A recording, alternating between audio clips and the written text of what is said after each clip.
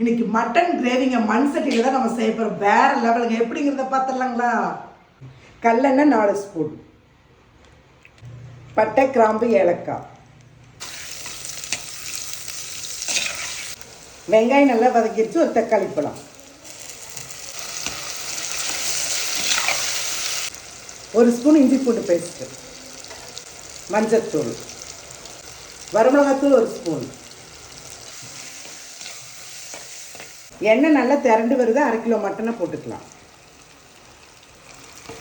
அளவான உப்பு,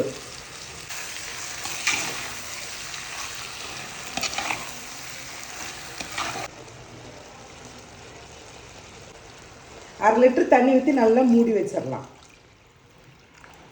ஒவ்வொருத்தரும் சொல்லுவீங்க மட்டன் வந்து வேகிறதுக்கு லேட் ஆகுது. இங்கே வந்து சீக்கிரம் எங்கள் ஊரில் வெந்துருங்க.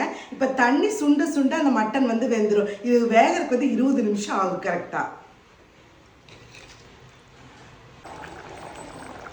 கறி பாருங்க நல்லா பஞ்சு மாதிரி வெந்துருச்சு.